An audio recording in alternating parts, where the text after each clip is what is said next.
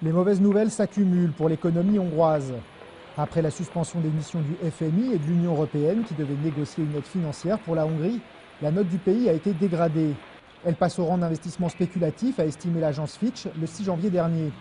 Résultat, la monnaie locale, le forint, ne cesse de perdre de sa valeur, moins 25% ces 6 derniers mois. Pour cet analyste financier, le gouvernement est responsable de la situation actuelle. La politique économique du gouvernement n'a pas la confiance des marchés, ni la confiance des investisseurs en ce moment. Donc il y a là un problème majeur. Le gouvernement devrait tout faire pour ramener la confiance des investisseurs dans sa politique économique.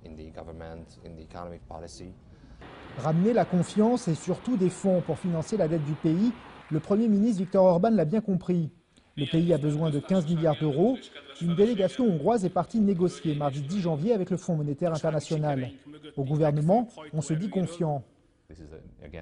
Il y a une phase de négociation préparatoire et nous allons être très ouverts en fait à cette négociation. Je pense d'ailleurs que nous allons avoir un accord. Car il y a urgence. Avec des taux obligataires de plus de 10%, la Hongrie se finance à prix fort sur les marchés financiers. Une situation intenable à long terme. Le gouvernement hongrois a les ressources financières pour continuer à fonctionner jusqu'à l'été.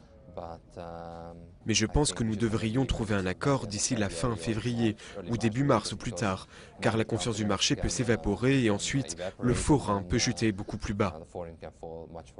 Et si le forint venait encore à chuter, ce sont d'autres pays d'Europe centrale, membres aussi de l'Union européenne, qui pourraient être entraînés dans la crise.